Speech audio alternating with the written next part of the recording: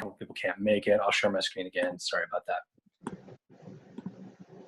Cool. All right, so let's talk a little bit about grouping. Would anybody mind sharing like how they've made their groups, how they decided what kid went with the other kid or kids for a group activity? What are some of your go-to ways to put those kids together? I'll share. Thanks. So kind of, I'd had some teaching experience coming into the Aspire program already. So I kind of knew the first week that I was just going to put them, I also have tables, I don't have desks. So I was just going to put them at a desk and kind of just evaluate and observe and see how the students interact with each other. And then after like the second week, that's kind of when I started making my pairings. As soon as I knew how the kids worked and maybe what their strengths and their struggles were, and then what personalities fit and didn't fit. And then each of my tables has a country flag on it. And then they also have numbers. So, you know, I can do like even and odds work together. And then these 3 tables are working on this. These 3 countries are working on this. So that's just a little bit how I decided to put my grouping together. Obviously, now that they're in their tables, I really like it. And I actually don't want to move them around too much because I think they work really well with each other, but it was kind of trial and error. And I definitely had to observe to see like what their strengths were. Also knowing who not to put with each other too is helpful. Yeah, those are all good things to think about. Thanks for sharing that. Obviously, like I think the first thing a lot of us go with or could go with is like student choice or friendship. Kids prefer that, right? They want to choose their groups. They want to be with their friends. There's obviously clear drawbacks to that. Like Teresa said, some kids are like oil and water together. Some kids are too close together, and that create problems as well. So that's one option, and that's one thing to consider. Grouping by ability can be tricky for sure, especially when we want to think about group work as being socially just and equitable. Kids have been labeled throughout their entire educational career, and you could send a message one way or the other, good or bad, by having maybe a similar academic ability where kids can see, oh, this is the low group, or conversely, this is the high group. You could do mixed academic ability. Again, you're like judging on that ability, but you can maybe have like a really strong, if you say kids are working on their intro paragraphs, you could combine someone who writes a really strong hook with someone who might really struggle with writing hooks, or someone who writes a really strong thesis with someone who struggles. That can be tricky too, because you don't want to put all the teaching and everything on one student who might be higher. But those definitely are 2 things to consider. I used both when I taught. The similar academic ability I used a lot when I had some sort of push-in support, either from an intermissionist or a special educator, or perhaps even like a student teacher or a para or somebody like that. Someone who knows those kids, their abilities, maybe what they need, what their accommodations are. If it's a special education case, that can sometimes be good. But again, you don't want to just pigeonhole kids into the same group, sort of labeling them as either high or low or whatever label you might be sending. When I did group by ability, a lot of times I'd use the previous day's exit ticket or the previous day's mastery check to do that. Maybe a bunch of kids all messed up adverbs. I'm going to stick them all in one group. They're going to be the first group I go to do a quick mini lesson or to check in to make sure they're on the right track. Those are things to consider. Likewise, language is a tough one. Again, you could pigeonhole kids. It's not a great idea to put all the Spanish-speaking kids or all the, whatever language it might be, speaking students in one group. Again, you could send sort of a hidden message there. But there were times when I taught students who didn't speak much English and I was not proficient in Spanish. And so I would leverage some students who had relationships with that student and the language to help them understand what the group task was.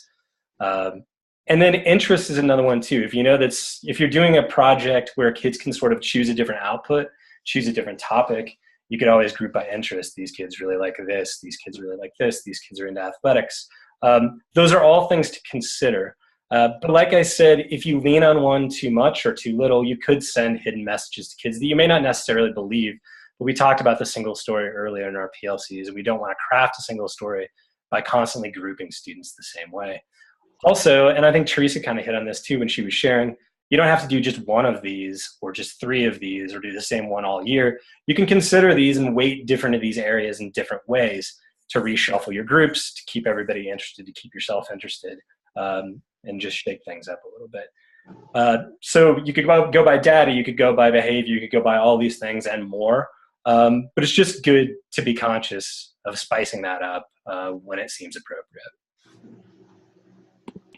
I have a question, Dave. Yeah, go ahead, Bob. Thanks. So I'm kind of working through this right now. Mm-hmm. Most of the work we've done has been fairly informal and short term, and maybe you've seen one or two of those things we've done where you go to the whiteboards. And that's basically been by friendship or association where they're sitting. But I'm also seeing challenges with that as we get into more serious group projects where academically they perform well. I think some mix would be good. Mm-hmm. And so I was thinking about actually creating a situation where they could sort of nominate potential partners, right? Maybe give me a list of 3. Mm-hmm. And then try to use that to create groups. And this is for a larger project that justifies the time. Create larger groups that have a mix, but there's also still a social dynamic. And I'm just curious what your or other folks' thoughts might be about that. Yeah, I like that idea a lot. I had students nominate or suggest who they wanted their partner to be. And the coolest way that I did that was I had a 3-person tribunal in the class to help me give a thumbs up or thumbs down to whether they thought that was a good idea. And it was a mix of kids. And that was kind of a fun way to do that. I like that because it allows, you're sort of sending the message that there's trust, but to a point, right? You as the teacher need to ensure that the pairings are correct or safe or productive. But I do like that idea. Has anybody else had success with something like that where students nominate their seat partner and their group mates or anything like that? Yeah, I actually had a couple of students request to be near their friends, and I honored that request on knowing that it probably wasn't going to work out.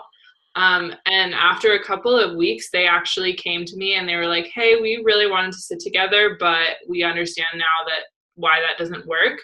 And I thought that was very mature of those students, but also meant that I wasn't the enemy of I'm not letting you sit with your friends. It was more now I realize why you didn't let us do that, and we're going to make the appropriate choice going forward. So I think that that's that obviously that has not happened in every situation that I did that, but in the ones that it has, I think that it's really valuable to give students that choice and do that sort of nomination thing, because then they can learn to make good choices for themselves rather than us having to make them for them, which is obviously positive growth. Right. And that's a great life skill too. I know there's certain people in certain contexts that I behave probably not appropriately with. So as an adult, it's important to understand that context as well. Were you going to say something else, Bob? No, I was just going to point out that it was Texas/Cowboy Day as part of homecoming. You get great. I was curious. I like the look. I didn't know if it was Indiana Jones. In case people were wondering, I don't normally wear a cowboy hat. Awesome. Thanks. All right. So sort of building off that, this is what I would say is the money slide of tonight. Like I said, I was very scared of groups and I didn't do it very well because I think of that fear. And at times in my first and into my second year, I just kind of shut down with groups because I didn't feel like it was safe or productive. And in retrospect, that was probably pretty boring for students. But these were 3 ways that I was able to gain some structure and gain some trust in the students. So the first is protocols, and I know that's a terrible word. It doesn't sound very exciting at all. But I really like protocols because it gives you structure and it gives students structure. So if you follow this link, this is the National School Reform Faculty, and I don't actually know what they are or what they do, but I do know that this link is awesome with protocols. Some of these might not be appropriate for kids. Some of these are teacher-to-teacher protocols, but I did just want to spotlight one to kind of show you what I'm talking about when I talk about a protocol, and it's called the 4 A's protocol, and it is right here. Let's see, do I have that up yet? Sorry, 4 A's protocol. So the 4 A's protocol is cool. It's a text-based one, but I've used it with videos. I've used it with other things as well.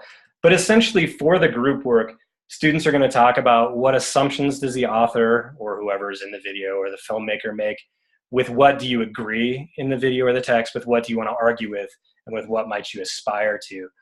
So instead of just sitting and talking and summarizing, You could give students a graphic organizer. They could draw their own with 4 different boxes, and then they could talk about the assumptions, the agreements, the arguments, and the aspirations that they might have. And there's various ways you can do this, but it clearly gives you a very set protocol for which you want to discuss the text or the video.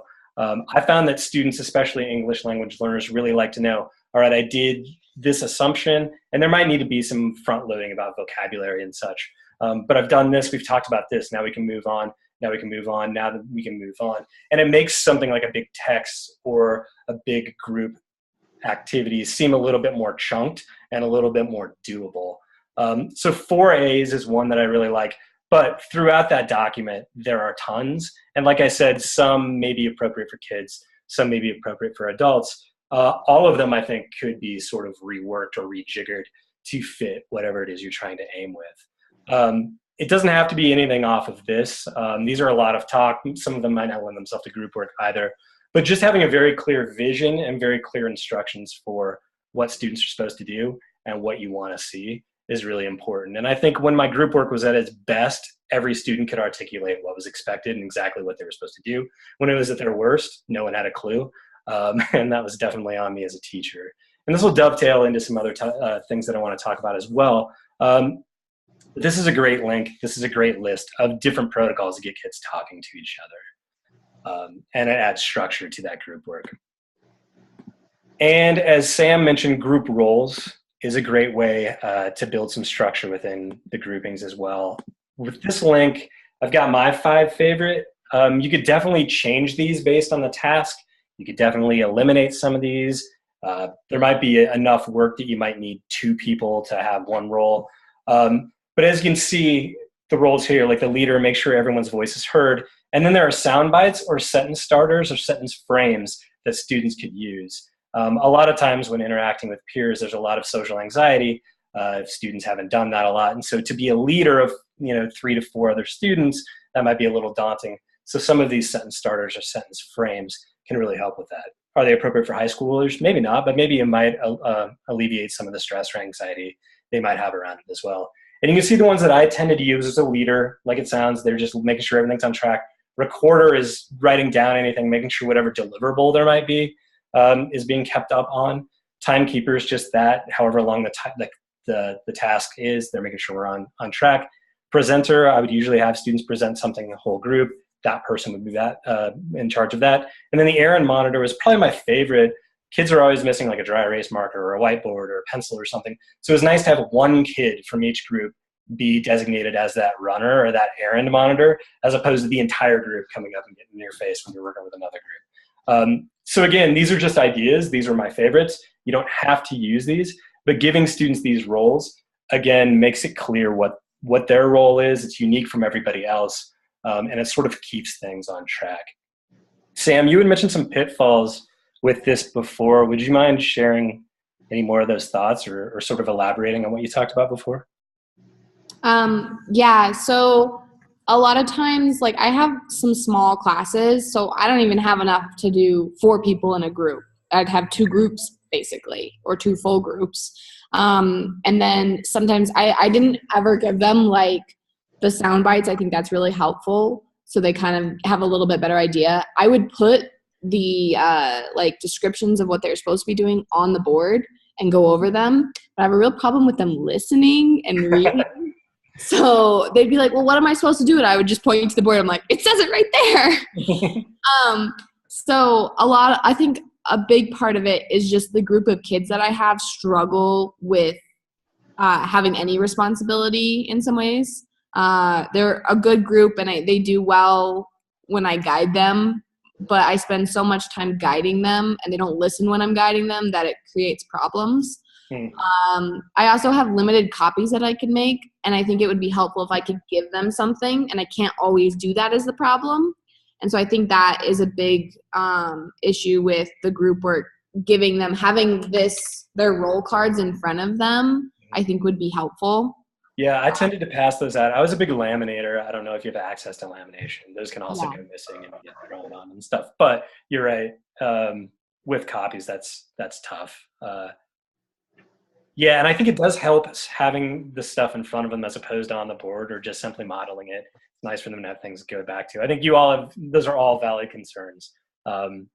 So like with all of these strategies, there are some pitfalls and ways that maybe it could go a little bit more smoothly. How many copies can you make a week, by the way? It's not a week, it's a month. We have 300 copies per month, and that's it. Wow. That's in our building. We can order copies from the copy center, from the district, and we can do pretty much anything, but they'd been behind up until now. And so it would take them 2 weeks to get the copies done, and we're not planning 2 weeks ahead right now. Right. So it's like, okay, great. I can't get copies from you then. So yeah. Sam, it's back to 2 days now. Yeah. I just ordered something yesterday and it came in. Yeah, I'm supposed to be getting something. So yeah, it's back now. So it should be a little bit easier now. But up until now, it's been kind of like, I need copies of this. That's an interesting challenge. I hadn't considered that. Strive has their own copiers. And we use, when I worked at Strive, I think they said that each campus spent about $88,000 a year on copies because we did packet systems. So each kid would get like a 20-page packet. It was just crazy. That's like 2 teacher salaries for a copy machine, which is crazy. Yeah, just the little weird things about teaching. All right.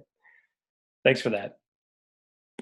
And the last thing is peer evaluations. This was the hardest step for me. But when I got there, the students held each other accountable and it was really awesome. So let me show you some of these that I used. This top one is the one that I used the most. So kids would write in their name here, the class period and the date. And then this is them. And then they would write in the names of the other students in their groups. And at the end of the activity, this would be their exit ticket, maybe along with some sort of deliverable that the group had to do, like a presentation or a poster for a gallery walk, whatever it might be. But did everybody participate? Did they help keep it on task? Did they contribute useful ideas, etc.? You can see all of that. Obviously, you can change those as much as you'd want. These are copywritten down here, but you could obviously steal that and do that in a Google Doc very quickly, or a Word doc. But some other ways it'll look if you don't want to get so wordy, and kids would rate each other there. That one was a little bit more complicated. Down here, there's a lot of yes, no. We did our best. Next time we could improve that. That's also a cool way. There's more rubric ones on here as well. But the whole idea is that kids are looking out for each other and evaluating each other during the lessons. When I first did this, I was really scared that like friends would give each other all 5s, people that they didn't like, they'd give all 1s, and it would cause some drama. But almost every time, I mean, there are definitely exceptions to this, but students would almost all the time rate themselves the lowest and then sort of have a mixed bag of the other people in their group. And I thought that was really cool. They were self-reflecting, but at the same time, they're also helping to hold each other accountable. And you could do something like we saw on those roll cards. You could maybe have some sentence starters or some sentence frames here. If things go off the rails, here are some things you could say to maybe bring it back. Or sort of maybe like a behavior ladder or like a crisis ladder. If something really bad is happening, you need to send your errand runner to Mr. Stickney or whoever the teacher is immediately to make sure that everybody's safe. So you might need a stair step to this. There was a lot of front loading as to why I was doing this. I didn't want it to seem like it was a gotcha, but I did want group work to be more productive, safer, and with more accountability. And these were really an excellent way to do that. I told students I entered their averages for the semester as a grade that counted for a lot of their grade. I don't think I actually did that. That was an idle threat. But students know that I would look at this, I would see if they were off task. And it was a good portal into some restorative conversations. If I saw for a number of days or group activities in a row, the same student was the lowest or there seemed to be recurring problems, that was a great time to then find time somewhere else in the day to have a conversation with them. Hey, I've noticed your scores are really low. Something going on? Is there a problem with the group? Is there anything I can do to make sure that you know what to do and you can participate in that group next time? So I can't recommend these enough. They really did a lot for me. But like I said, you kind of have to do some culture building and some front loading as to why you want it done and how you use it and how you expect them to use it with each other. Any questions on this or thoughts? Cool. I really like it. So those are sort of like my three biggest tricks that really took me from a iffy group work teacher to a fairly solid one. I would never say I got great at it, but these really helped. Any questions on any three of those? One thing that I didn't put on here that I just remembered, sometimes I had problems with students either monopolizing the conversation or not speaking up. And what I used were essentially poker chips, and I called them talking pieces. And each student would get maybe 2 or 3 of them. And when they wanted to speak, they would lay down that poker chip, and that would allow them, they could say what they wanted. And if they wanted to say something right after that, they would lay it down again. But obviously now that person's out of poker chips, they're not going to contribute to the conversation again. And those with poker chips would then have to put them in. And the conversation would end, or the group work would end when everybody's out of poker chips. So that's like another cool thing that I use to make sure that no voice was dominating or no voice was silent throughout that whole group work. Hey, Dane, how often would you do the student self-evaluation process? I would probably do group work like twice a week, and I would do it each time. If I did have like an extended project where they were working in groups for, say, a number of weeks in a row, and that would happen sometimes. I did a playwriting unit where students would write and then act out the play, and they would be in group work every day. I would do it at the end of the week, or you could even stretch it out to be at the end of a unit or something like that if you're going to have static groups for a longer period of time. And that was and those were groups of 3 to 4 generally? Yeah, usually it was 3 to 4. Some of the I think there were 5 or 6 parts in one of the plays that we did. And so that was a little bit larger group. Okay. Yeah. I tended to think like 3 to 4 was the money area for groups. But you can certainly do more. Pairs are fine too in certain instances. It's a little bit harder sometimes to maintain that balance of voice in pairs, and as you get too big as well. Cool. Dave, can I ask a question? Yeah, go ahead. So when we were talking about ways to split up the group, one thing that I think that I'm struggling with at my school and just in general, like across the school, is that there's this whole, like a lot of times there's the idea to like split it up so that you have like a strong kid with like a less strong kid. And so then the strong kid is like bringing that student up and that kind of thing. But there's this whole expectation, like, I don't really think it's fair necessarily for the students who are like where they're supposed to be to like be responsible for the students who are not.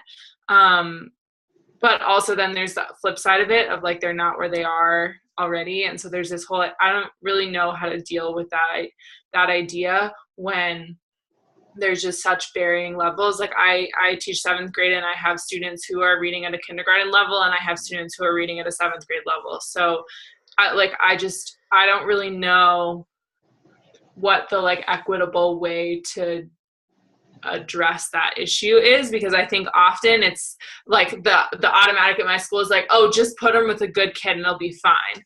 But I don't think it's really fair to like rely on those students who are doing really well, because they could be doing so much better if they weren't like having to like help the people who are behind. Exactly. And I think that's why like shaking it up is important. So every time you do group work, the student isn't solely a teacher, is really important. I especially felt bad about that with students who were like very eager to translate for other students who didn't have strong English skills. But then I would see those students that were translating not really get any of the heavy lifting, the heavy thinking done. They were just solely translating, and they had academic needs as well. And so, yeah, maybe that was appropriate for part of the group work or once, and then we're going to shake it up. But constantly going back to the well that, yes, student, now you're my para. I know you're advanced or proficient, so now you're just going to be my backup teacher with all these groups, definitely can be detrimental to the student. And so what I would say is like, look at the task, look at where your students are, and is there a different way to shake that up? I think when things were going the best for me, it was a student who might be advanced in one area of writing, but sort of lacking in another, with a student who is like proficient in that area, but lacked in a different area. And so if you can sort of like puzzle piece it together, obviously that's really hard to do. But just being cognizant that some students have strengths, some have weaknesses. And if you can pair together students who aren't all strong and aren't all weak, they can sort of leverage their different funds of knowledge in whatever that task may be. Now, again, like I said, that's really hard to do. It's not easy at all. But just being aware, what was the student's role before? What was the task before? Now can I make sure that they're in maybe a less of a lift, or if they had less of a lift, now they have more of a lift? Just constantly being cognizant of that and giving students a voice perhaps on one of those peer evaluations to say, is there anything I need to know? How did this go for you? Or, is there anything that would make this better, or anything you'd like to tell me about the dynamics or what you had to do? But that's a great idea. I mean, that's all stuff that, is kind of trial and error. You can do some best practices, but it's hard to figure out. Thanks for raising that. Any other thoughts on that? Has anybody else found a good workaround for that? Either, making sure that they're not asking too much or too little of students in groups?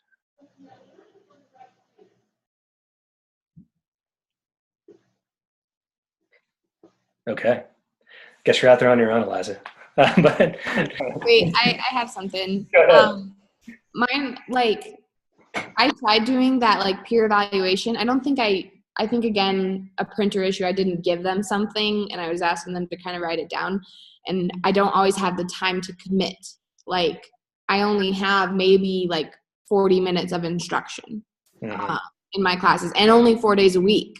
So I have a hard time getting them in the right groups if need be, or even giving them time to actually evaluate each other so it's actually worth it and I get valuable information from it. So I guess my problem is time. How do I make this streamlined so I can do it but be effective?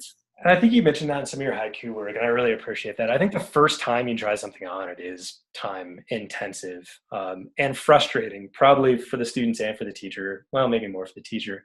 But you're right. And I'm giving you a lot of information, and I don't expect you to layer all of this in one group work. If you want to, you certainly can try. But it is a lot, you're right. And you could be teaching systems and teaching roles and teaching evaluation and not actually teach any content at all.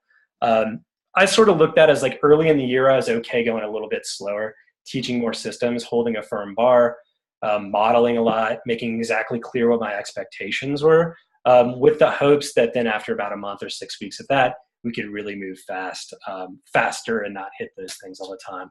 It's sort of like an investment. Does it always pay off? I don't know. But I hear you. And as a first-year teacher, you're getting thrown a lot of different strategies, a lot of different ideas, and it can sort of be dizzying to figure out what am I going to use. I would say maybe try out just one new thing or one part of one new thing, just so you're not teaching all these systems and not teaching all that content. But yeah, that struggle with time is definitely a tough one. I taught a lot of lessons where there was no mastery check, nothing at the end, where I taught the whole time and I had no idea what they got and what they didn't get. And obviously that's less than ideal. That too is hard. But I think it's your values, realizing you can make that investment, realizing you're going to go all in on these 2 or 3 things today. And then, hope that everything goes okay, learn from it, maybe change it next time. Hey, Dan, I was thinking about trying to help out Eliza. Thanks. Thanks, Bob. And one thing that group work is important in the classes I teach. So I'm trying to get smarter about this. And one thing you do, I've read, I'm not quite sure how to implement this, is to differentiate grades within a group on some reasonable basis, right? So you can use the evaluation feedback and potentially in part for that, or to the extent that they've assigned certain sections or certain roles to each other, you can take a look at that. I'm just curious and maybe we'll get to this in the slides, but that might be a way that you don't, you can still reward the students who put more effort in, right, and are performing well, and make them comfortable with we're helping out a student who might be struggling.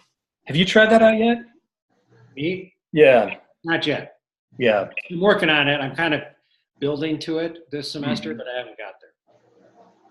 We're going to get to what teachers do doing group work. And that honestly was the hardest part for me. I kind of felt like I was running around with my hair on fire, right? You got 8 groups are all doing different things, trying to make sure if people are doing what they need to do, if they're behaved, if everybody's safe. That to me was the hardest part. And I think that's a great idea. And the evaluations could be a good key to leverage there. It's just, it's just really hard when you've got so many kids, so many different dynamics happening at the same time. We value student talk, but when different groups are talking, it can be really tough as a teacher to figure out who's doing what's happening. So what I've done at this point is I've done a couple of small group projects. I've let kids self-select their groups, but I've made it really clear that you're getting the same grade. I don't want to hear a sob story about so-and-so didn't pull their weight, blah, blah, blah. So think about who you pick as a partner. Mm-hmm. I think overall that's worked.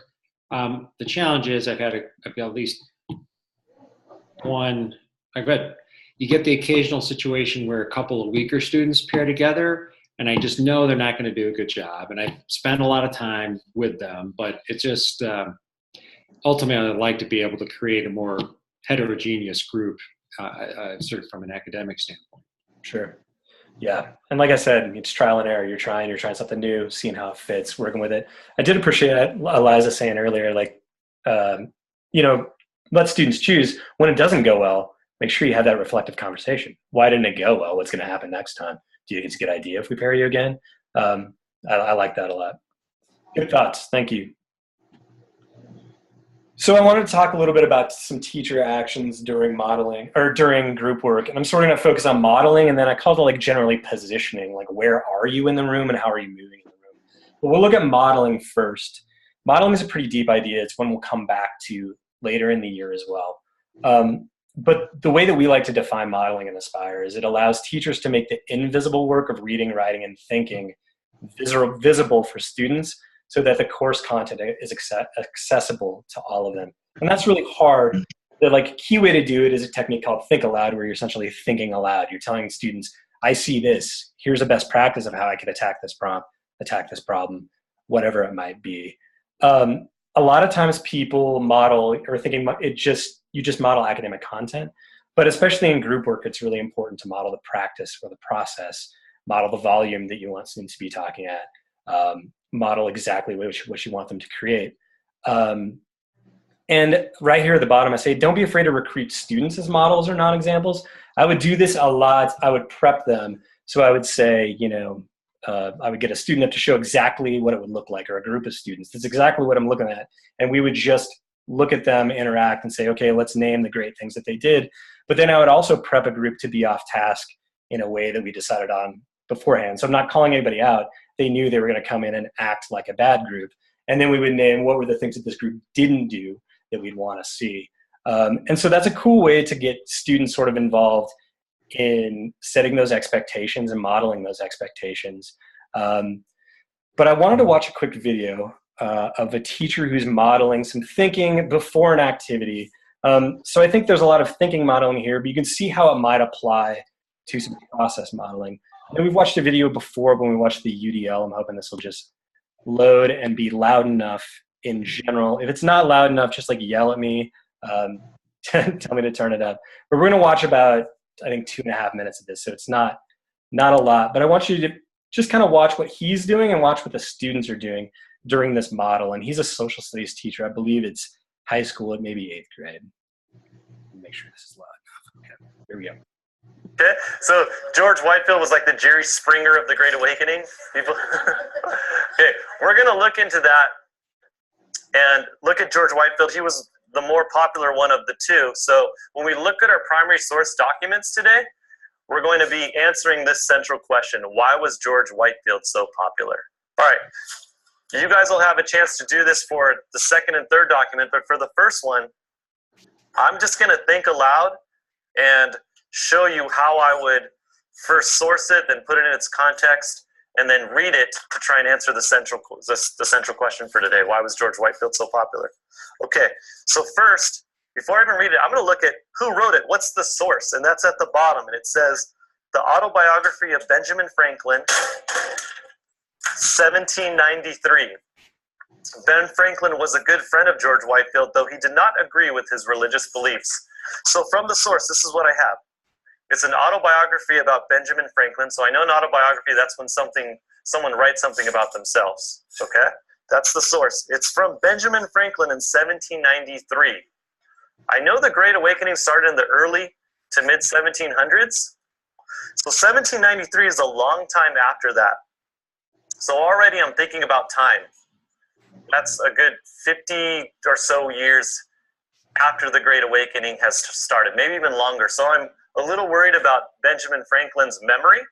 I'm a little worried about his human memory, so I don't know if it's going to be entirely accurate because Franklin is trying to recall the past from a long time ago.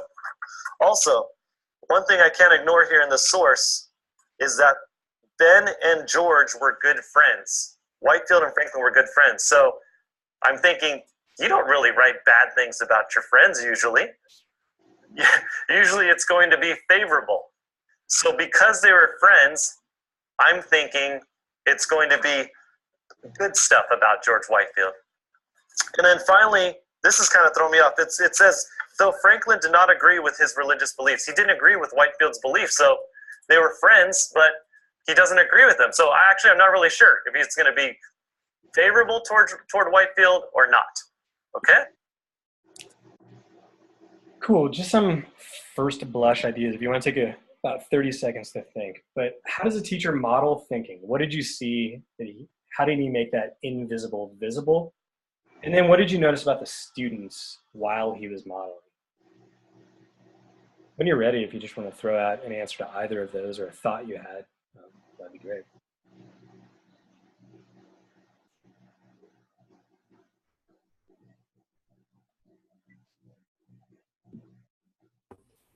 I just like how he was going through the process kind of step by step and just really breaking it down for the students of what would be going through his mind as he was preparing himself to look at the document and to read, the information that he had there. And it seemed from kind of looking at the students, I think I was more concentrated on the teacher himself. But a couple of times I did glance at some of the students, and it seemed for the most part they were keeping up with what he was doing and just really paying attention to the process that he was explaining, of what's going on in his head, and giving them ideas of what the questions they can be asking themselves or the things that they needed to look out for as they were going to prepare to answer, the main question. He's making connections that weren't necessarily going to be found in the text, right? So Benjamin Franklin was a friend. Okay, what does that mean? It happened in this year. Okay, what does that mean? So it's really sort of these like nuanced, higher rigor thoughts and connections. And he's sort of modeling like what he wants that bar to be, right? That's good. Cool. Other thoughts? I think what stood out to me is that it was more about showing the students the process of thinking more than just actually the content. It's probably not that important about Benjamin Franklin being a friend and yada, yada, yada. But what is important is that they can see that process, that instead of jumping straight into reading the passage, that he took a step back and said, the first thing I'm going to look at is the author. And he kind of went from there. And I think that that's that invisible strategy that we don't necessarily always think about as teachers to show the students. Excellent point. Yeah, that's not necessarily standards based or an objective, but it is a life skill. And when you think of the achievement gap, white students outperforming students of color, a lot of times it is sort of like hidden best practices or questions you ask yourself or the actual thinking process that need to be explicitly modeled for all students that may not necessarily have been modeled for everybody before. That's a great catch, Justin. Thank you. Any other thoughts? I liked how he used some background knowledge that the kids probably already knew and made connections. Talking about, I know the Great Awakening was ahead of this piece, and what does that mean and how does that look? Yeah. So he's honoring what they've already learned, their funds of knowledge, connecting it. Great. Any other thoughts? Cool. Yeah. So that was like thinking, right? But you could obviously do that for group work. So if I was in a group and I'm going to do this, one of the first things I'm thinking is where are my materials that are at, or where do I have my sources, or whatever it might be. You can model the actual procedure, have students model the procedure, or you can model that thinking, which the teacher did there. That was a short clip, but there was a lot going on there, and I think you caught a lot of the good stuff. Modeling, like I said, we could spend a whole PLC or many on modeling. We'll likely loop back to it later, but I just kind of wanted to plant that seed a little bit here on that. We're going to move along because I'm going slow again. Like Sam said, that timing, it's hard. It's really hard. Positioning. So when I think of positioning, I'm talking about like the physical you. Where are you when the group work's going on? and this is still hard for me now, like when we have in-person PLCs in Denver, people are doing their group work, and it's kind of awkward to be like, oh, am I hovering over you? Am I sitting down and actually working with you? Am I just listening? What do I, as the facilitator or the teacher, do? So when you actually think about where you're going to stand, how you're going to move, who you're going to go to, things can go a lot more smoothly. It can help you arrange the classroom to meet everybody's needs. You can actually participate in the activity. That's when I really enjoyed group work, was actually digging in and helping kids write a scene in a play or think about something they could inject in their writing. I thought that was great, to be an active participant in it. You can manage their access to the things that they need, the materials and technology, and you can help manage behavior and make sure that the collaboration is happening in positive ways. Now, some things to think about when you're planning group work to get there, some things that I often thought about was what vantage points in your classroom give you line of sight on most groups. And when I'm with a group, where am I in that group? I would try to kneel or like sit in a corner so I could see most of the classroom, right? If you plop yourself in the middle, then you can only see a little bit of the classroom unless you're on a swivel. So just thinking, where can I be engaged, but also have line of sight in case something's going on?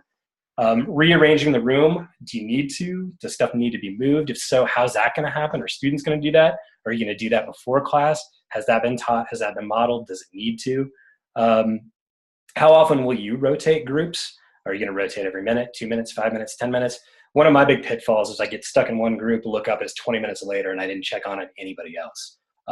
And that was something that I needed to work on. And then thinking, what group are you going to go to first? Is there a group that might need some clarification on the directions, or traditionally slow starters, or maybe you notice something in the lunchroom or at recess, or some other place where there might be a dynamic that you want to make sure is all ironed out before that group work starts. Conversely, this happened to me a lot, what groups start out really strong, and then about 7 minutes later you look over and they're all laying down with their heads on the desk and nothing's happening anymore. And then, like I said before, when you're a joint participant, how are you going to be a participant in that group or check in with that group without giving them the answer or doing all the heavy lifting or taking away the power and the thought of the group work? So those are all good things to think about. Did any of this spark any ideas or spark any best practice or great examples that you've done in the classroom around where you are when students are in group work or maybe some other tasks?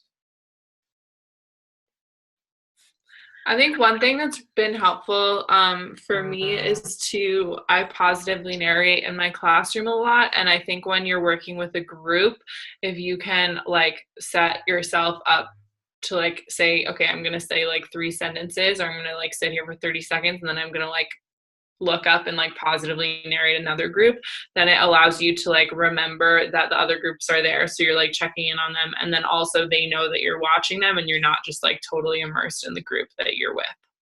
That's great. And by positively narrating behavior, I don't know if everybody's heard that term, but essentially you're just pointing out what people are doing well. So if I see this group is doing this, or this specific group member is doing this good task. And a lot of times, students are social beings. If you praise the behavior of someone near other students, they will mimic that behavior that you're praising. So that's what ELIZA means if you haven't heard that, but that's a good strategy to use. I'll do that a lot. And actually, I think it helps mix things up is if I'm engaged with a group and they ask a question, I don't know if it's a positive narrative, but I'll use that as a way to sort of compliment them for raising the question, and then I'll get the whole class's attention and explain that. I don't know if that's a good idea or not, but it's something to do, and it helps keep my hope is that it helps break things up, it helps clarify things, and keeps it moving along. Yeah. Be careful using it too much. My first year I was narrating, I'm like, I see that Maria's doing this, and I see that Savion's doing this. And a student who didn't like me a whole lot, and when I did that well a whole lot, he said, I see a boring teacher being boring. He narrated my behavior back at me, calling me boring, which was actually pretty funny, I thought. But yeah, just be careful you don't get it that well too much. Cool. We got about 5 minutes left. I've thrown a lot at you. I want to preview the post work. So when I throw a lot at you, I want to make sure that you have time to go back at it, look at what interested you, and digest it a little bit. I'm a digester. I'm a thinker. I need that time to go back. So I'd like you to design a group work activity that you can implement in the next month. Like in Sharice's case with some of her younger grades that the school sort of has a decision about when elementary school students are good or ready for that group work, you could definitely plan something and not implement it if your school context gets in the way, like in that example. But the hope is that you can try on some of what we talked about, try on some of those strategies, look through some of the resources and see what works for you. I've got a worksheet. There's always worksheets, right? It is read only, so please download or make a copy and label it with your name. This is just a guide. If you've got a better way that you want to show this, capture this, share this, by all means do that. Even if you wanted to do an Athena video and just tell me what you're doing, that would be fine as well. If you want to draw a picture, draw a chart, whatever it might be, that's perfectly fine with me. But I would like you to answer some of the questions that are here. You can read through that, but essentially it's looking for you to find a lesson where group work might fit in the next month. What's that objective? And then what are you thinking of for that activity? And then are you going to use protocols? Are you going to use group roles, peer evaluation? What might you need to model to make sure that students understand the activity and the thinking? How are you going to position yourself in the classroom? And then I did want to spotlight the very last one because I do want to go back to, or sorry, not the very last one, second to last one. I want to go back to that idea of group work as justice and equity. There's a video here. It's a cool panel of Dr. Nasir. She's a pretty respected former teacher who's now an academic nationally. But she makes some good points. I only want you to watch about 7 minutes of that video, so from 26 to 33. But I think it brings back together nicely how group work can be thought of as justice and equity oriented. So that's the worksheet, and I'm going to go to the housekeeping page too because I talk about when I would like that. So we can sort of kill all those birds as well. So the post-work, that worksheet I would like do before the next PLC. Our next PLC is November 7th. So you've got a nice long time to do that. And the reason is I didn't want to like shoehorn you into planning a group activity sort of willy-nilly. I wanted you to take some time to see when it might fit. If you have any questions about that or anything, let me know. If there's something that's coming up after that date that may be a perfect fit, we can certainly talk about that as well. Our next PLC will be November 7th because that's the first Tuesday. So it's a little bit like later day-wise, and the first Tuesday sometimes falls. Just take note of that. And we'll meet for the same time as well. The next module that's opening up is my favorite. It's called Student Voice in the Classroom. And it involves there's a survey that we've created at Aspire. I think actually CU Denver created it in their education college and then shared it with us, and we made some changes.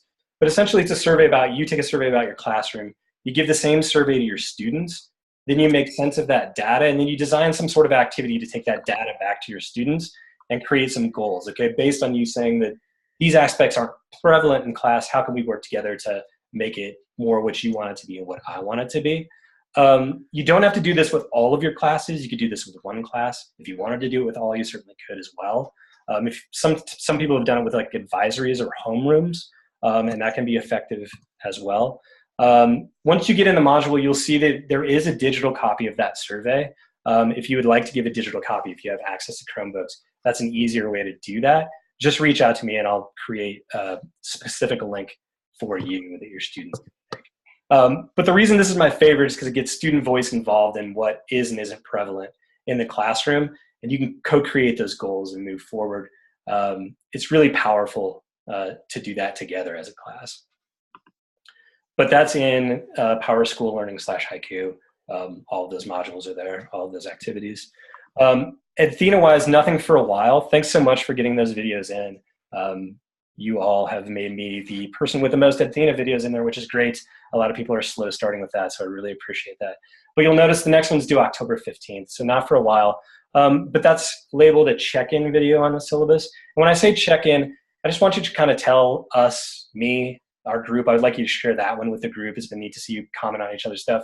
How are things going? If you have a specific problem or something you're thinking about, like I just can't get this to work, or I can't fit this in my lesson, does anybody have ideas? Share something like that, and maybe together we can sort of group solve some of those issues. The next classroom video is due at the end of the month, October 31st, and I would like that tied to this student voice activity so when you work with students, take that data back to the students, recording that section of the lesson, or I've seen that sometimes be an entire lesson with people that have that leeway. However long you're talking about the student survey data with the students, just record that part. It could be 10 minutes, could be 30 minutes, whatever it might be. That's up to you.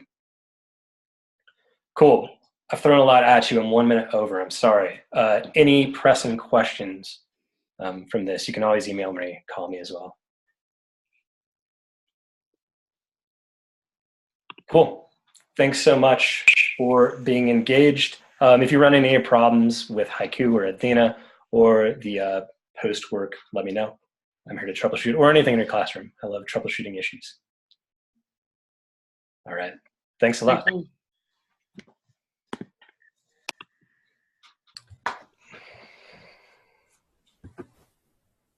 Therese, did you want to loop back together, or do you feel like we sort of checked in? I just kind of want to know how everything was going for you. Okay. I feel decent. I'll give you, I'll contact you if I have more questions about how to evaluate with the second graders. We're doing a lot of